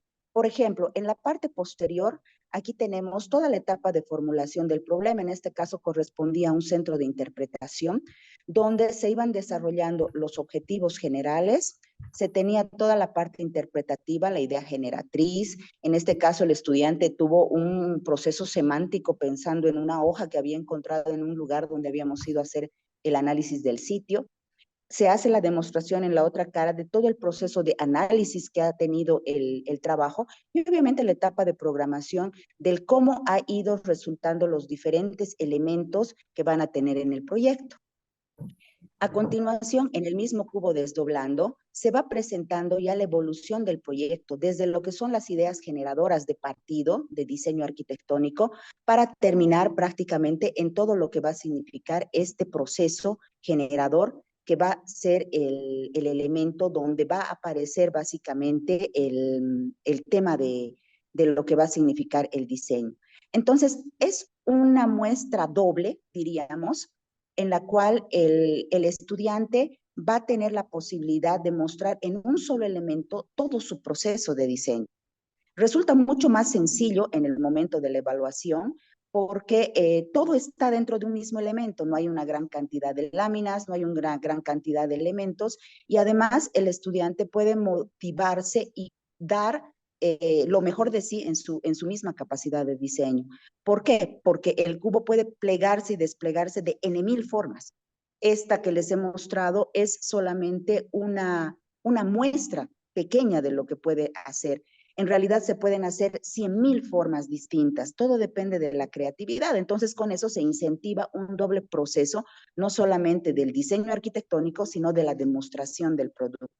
Por eso yo les hablaba que era importante tratar de pensar que esto podría resultar como un ensayo, una muestra de cómo se puede mostrar lo arquitectónico y claro, ya los estudiantes al finalizar tienen el elemento con el cual pueden explicar su proceso de manera creativa, de manera más simplificada y resultó un ejercicio bastante interesante cuando lo hemos propuesto acá en mi universidad y fue además muy motivador porque fue un reto, ¿no? que el estudiante tenía que cumplir para poder alcanzar ese objetivo. Y bueno, con las disculpas del caso por el tema de la presentación, bueno, eso sería como elemento conclusivo lo que puedo decir en cuanto a mi participación. Muchas gracias. Bueno, buenísimo. Muchas gracias, Marcela. No entendí o me perdí de qué institución y qué país provenían. Yo provengo de Bolivia. Ah, Provengo de Bolivia y esta experiencia la he realizado en el taller de arquitectura 5 de la Universidad del Valle. que es una universidad privada en la ciudad que promueve este tipo de elementos porque está basado en una enseñanza bajo competencias. Entonces, cada vez tenemos que idear elementos nuevos con los cuales los estudiantes puedan realizar una representación mucho más dinámica de los procesos arquitectónicos de diseño. Entonces, este justamente fue el examen del semestre pasado, donde ellos presentaron simplemente en un cubo todo el desarrollo proyectual, que en el caso, como les mencionaba, nosotros hicimos un centro de interpretación. En principio entiendo que trabajaron con el cubo, pero eso podría como expandirse a otras formas geométricas. Totalmente. Podría ser desarrollado en cualquier plasmación de la figura. La idea es que sea un solo elemento con el cual se pueda realizar la demostración de toda la base conceptual y teórica del proyecto y posteriormente se pueda realizar la plasmación también de la demostración de la idea proyectual, sin la necesidad de la presencia de láminas físicas, cantidades de maquetas y todo, porque como han podido apreciar en el volumen, se puede introducir inclusive el tema de la realidad virtual, se pueden introducir QRs para hacer la simulación de la maquetería, se pueden introducir maquetas físicas también que pueden permitir el desarrollo proyectual. En síntesis, se puede introducir muchísimos elementos que permitan que el estudiante no solamente muestre lo que está haciendo, sino además de una manera creativa y en un solo elemento. Muy bien, bueno, muchas gracias. Gracias a ustedes. Felicitaciones. Bueno, creo que concluimos con Cecilia Patricia Miranda Campos, ¿estás por allí? Sí, aló. ¿Cómo estás? Buen día a todos. Hola. Bien, voy a poder compartir entonces la pantalla.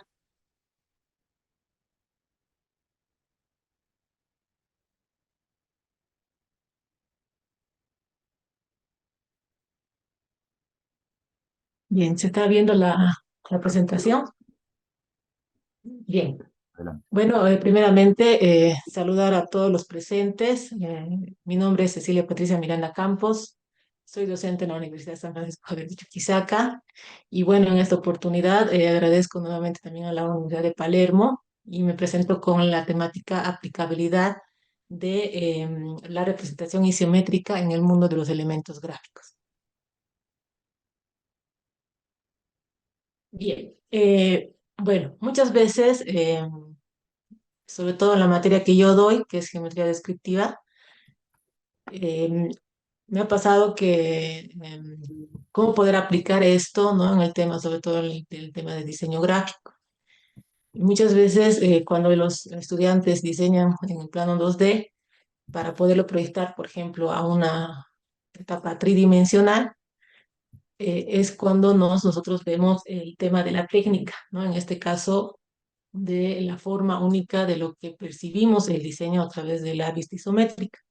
Y las ideas que tiene un diseñador, entonces van a poder suscitarse a partir de los recursos y herramientas que esta técnica nos permite, ¿no? Innovando a partir de lo que es la matemática y el arte. Entonces, todas estas ideas que se trabajan de manera individual, ¿no? A partir de la percepción, entonces se pueden ir exponiendo en una representación de tipografías, ilustraciones, logotipos, carteles, etcétera, donde todo el conocimiento y la aplicación pueden despertar, ¿no? Una destreza y la curiosidad de este mundo maravilloso de lo que es las vistas volumétricas. Es por eso que considero que la geometría realmente es un cimiento para el diseño visual en todas sus formas, ¿no? Porque permite justamente una estructura y coherencia fundamental, podríamos decirte, a la creatividad del diseñador que va comunicando sus ideas. Si bien, por ejemplo, existen varias metodologías para lo que es la proyección y la construcción volumétrica, que van justamente de manera ligada, podríamos decir, desde va una vista de perfil hasta una proyección depurada y vista simétrica, la comprensión, podríamos decir, en este caso de la representación visual de los objetos en el espacio tridimensional, ayuda, ¿no? En la facilitación de la transmisión de la información. Es decir, que el estudiante pueda comprender de un plano a la vista volumétrica y viceversa. De esta manera, entonces, podrá él permitir cobrar vida y proporcionar de experiencia visual, inmersiva y dinámica de sus diseños. Es importante también entender, ¿no? La historia y la aplicación de la proyección oxonométrica, cómo se ha desarrollado desde la cerámica griega, ¿no? Los frescos de Pompeya, hacia la China, también en Japón. Y fue en realidad Gaspar Monge el que trajo, ¿no?, este tratado y formalizó en realizar los principios de la proyección, basados justamente en una teoría sólida para la proyección del dibujo técnico. Si bien la temática y la estructura curricular un poco son más coercivas en el sentido de que va a ser muy dificultoso que ellos, sobre todo en la carrera de diseño gráfico, eh, tengan podríamos decir, plenitud, ¿no?, en la construcción volumétrica. Es importante entonces comprender que ellos pueden trabajar a partir de la construcción de una perspectiva caballera, ¿no? Puede ser también la frontal, la militar, la proyección isométrica, una proyección dimétrica, ¿no? Y entonces comprender de manera equitativa, podríamos decir, la cosmografía de lo que es la geometría, ¿no? Entonces, asimismo, también la geometría, en este caso la geometría descriptiva, que trabaja lo que es, en un sentido, el sistema diédrico, donde se tienen las coordenadas, ¿no? Y muchas veces tratar de comprender a un inicio lo que vamos trabajando desde el punto, ¿no? La construcción de la recta, y después vamos a un plano, y luego la construcción de un volumen. Entonces, muchas veces los estudiantes no aplican, ¿no?, de manera, podríamos decir, adecuada esta construcción de ambos elementos.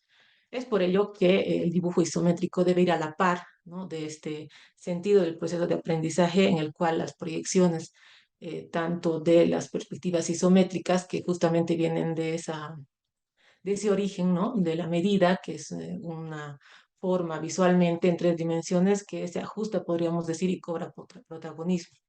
De esta manera también los ángulos que se construyen a partir de los 30 grados, entonces ayudan a una vista completa de un panorama de lo que se va a imaginar.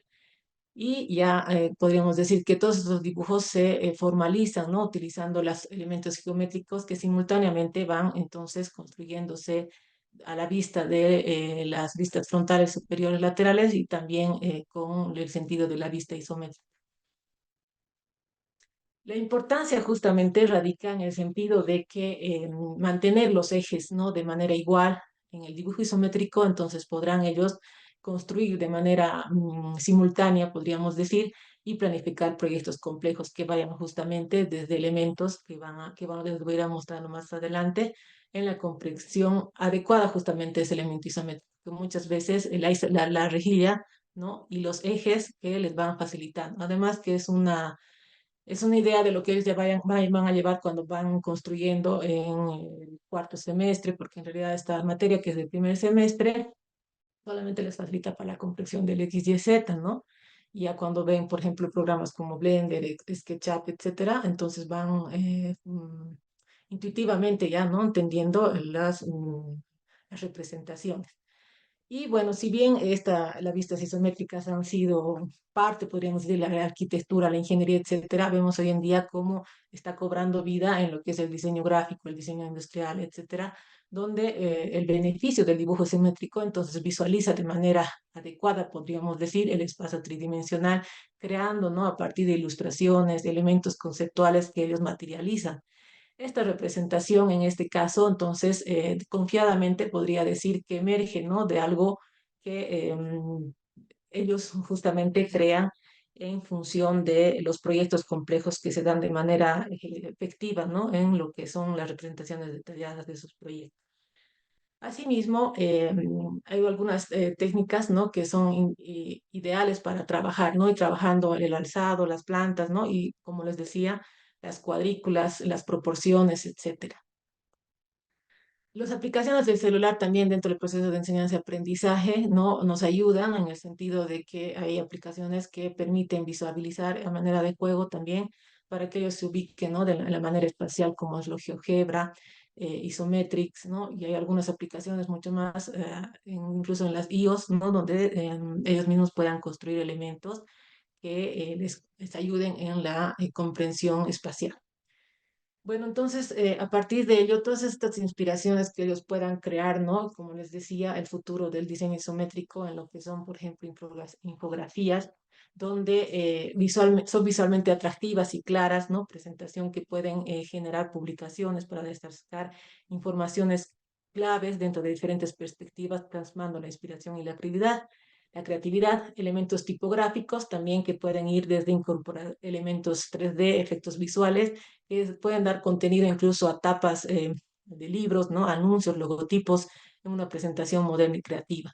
Los carteles de igual manera, donde de manera representativa pueden generar incluso campañas publicitarias, eventos culturales, ferias comerciales, entre otros. Las ilustraciones isométricas también que nunca pasan de moda, ¿no? Donde representan escenas, personajes y objetos, donde el arte conceptual entonces se ven estos elementos gráficos. Juegos y aplicaciones interactivas, como también diseño de productos que permitirán entonces el rol y la estrategia de una perspectiva clara, podríamos decir, de un entorno de dibujo, hasta la construcción de personajes, ¿no? Como vemos en la imagen. En resumen, puedo decir yo que esta herramienta versátil del dibujo isométrico se puede aplicar en varios campos, ¿no? Como había mencionado, explorando justamente la creatividad y mejorando la comunicación.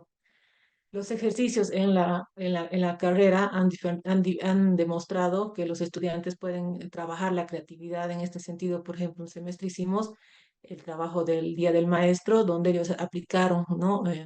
La materia que estaba relacionada con el docente, ¿no? Hay algunos docentes, por ejemplo, que dictan, por ejemplo, preprensa, señalética, ¿no? Y los nombres también que fueron yendo formando parte del trabajo, ¿no? Entonces, dentro de este trabajo también se hizo otro trabajo dentro del Museo Charcas, ¿no? Para el cual se tenía un convenio para poder entonces transmitir también todos aquellos detalles que se tenían dentro del Museo Charcas. Entonces vemos acá cómo la rejilla isométrica puede crear, ¿no? A partir de la creatividad y la inspiración, elementos que van acompañados de todas aquellas inspiraciones mencionadas anteriormente. Bueno, con esto yo concluyo agradeciendo nuevamente y bueno, mostrando el trabajo que se ha desarrollado. Muchas gracias. Bueno, Cecilia, muchas gracias. Muy lindos los trabajos hechos, interesantes.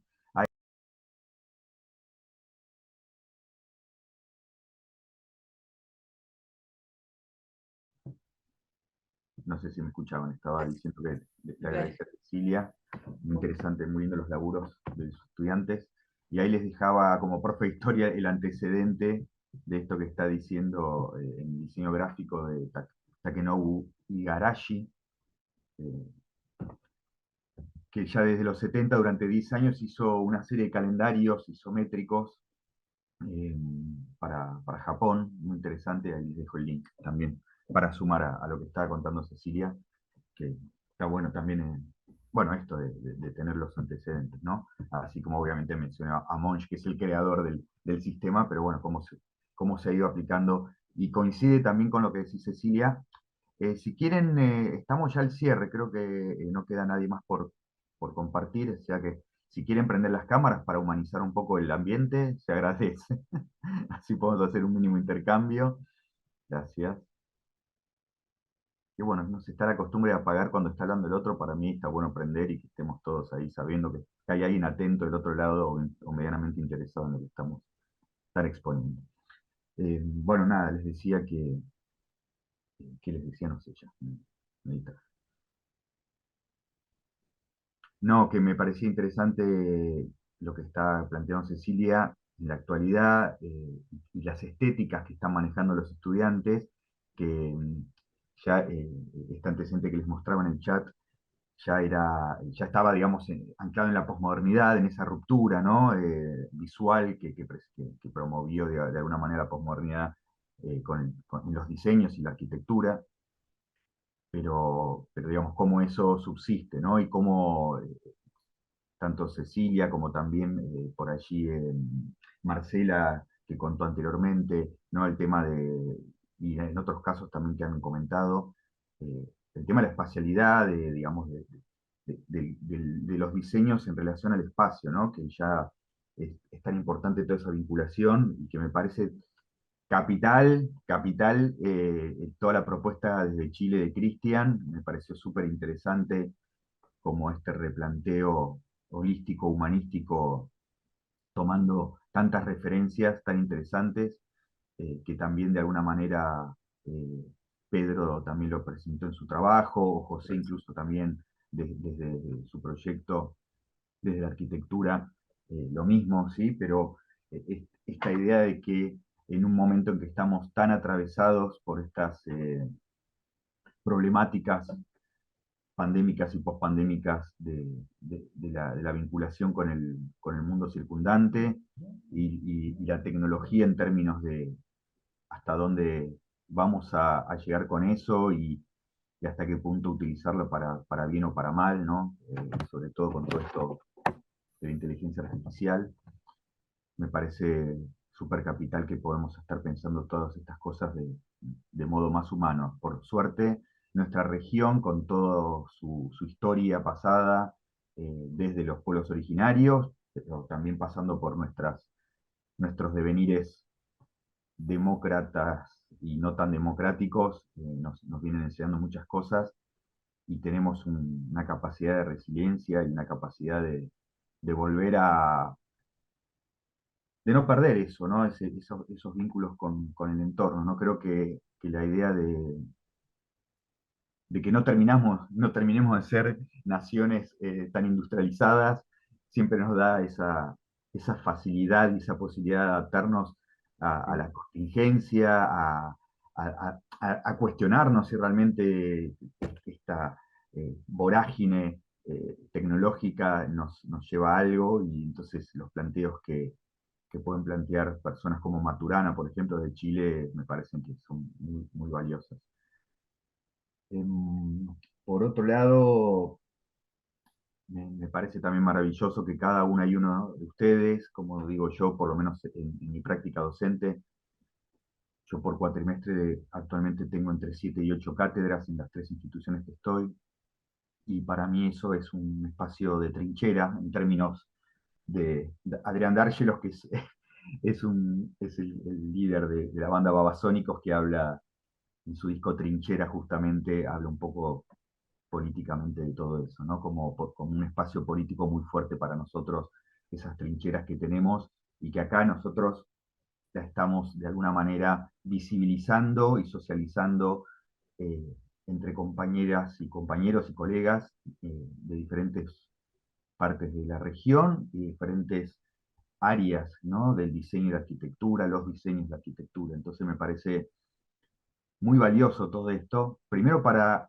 recordarnos mutuamente que no estamos solos ni solas, segundo para entender que son problemáticas que nos atraviesan y que estamos despiertos y atentos y en movimiento, en términos de lo que decía Pedro, en términos de verbos, estamos activamente haciendo, ¿no? Produciendo, generando para nuestros estudiantes propuestas que sean rupturistas y que estén acopladas a nuestra realidad latinoamericana, ¿no? Como Ángela desde las propuestas del upcycling y de todas las metodologías que ellas proponen, que es una realidad nuestra, ¿sí? Si no estamos dependiendo siempre del centro y bueno, indefectiblemente dependemos del centro, bueno, ¿cómo hacemos para atrincherarnos, pero regionalmente, en esta idea de la periferia tan compleja, pero tan amada, ¿no? Porque en definitiva amamos nuestra periferia, me parece a mí, por las propuestas que hoy han mostrado, también desde Brasil, que es una región que por ahí conozco un poco menos, por la barrera idiomática, lamentablemente, pero me amo la música brasilera. Hace poco tuve la suerte de probar por primera vez acá en Argentina, pero cocinada por brasileros, colegas también que me invitaron a comer una feijoada por primera vez, que la disfruté, me comí como 3 platos, así que esta cosa policultural tan hermosa que tenemos me parece como maravillosa, y que la estamos, y que por suerte la estamos siempre convidando, ¿no? Siempre nos estamos convidando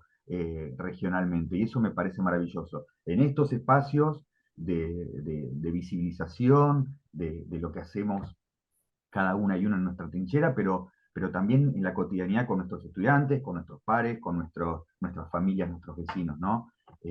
Como que todo el tiempo estamos compartiendo esa idea, ¿no? Y creo que eso, a mí es lo que me da la sensación de conectar en lo que dice Cristian del buen vivir, que hay una idea que tenemos, esa necesidad del buen vivir, que el centro nos lleva al no buen vivir justamente, ¿no? Con todas las propuestas que muchas veces nos hace, tan hegemónicas y tan unidireccionales, y nosotros tenemos tanta diversidad. Mismo yo puedo hablar más de mi país, aunque conozco otros países vecinos, pero sobre todo en Argentina, que solamente Argentina es tan diversa, ¿no? Tan pluricultural, con cada una de sus provincias, que no tiene nada que ver una con la otra, ni su música, ni sus vestimentas, ni sus artesanías, etcétera, ¿no? Ni sus arquitecturas. Entonces ya eso nos enriquece tanto que para qué seguir dependiendo culturalmente de una hegemonía que claramente está obsoleta, que claramente no nos está ayudando al buen vivir definitivamente, aunque nos engañen que sí, y me parece que eso es maravilloso. Bueno, escucho si tienen algo para decir al respecto. Quería un poquito escupir todo esto primero para dejarles un poco de espacio a ustedes. Y agradecerles, obviamente.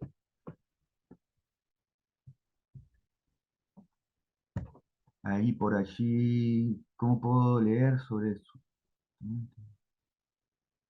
No sé, le están contestando a quién. Acá Gisela, le estás escribiendo a Cecilia, ¿puede ser? Ah, se están pasando el correo. Bueno. ¿Alguna Sí, ya lo pregunta anoté. que Gracias. había por el chat? ¿Alguna consulta, algo que quieran sumar ustedes?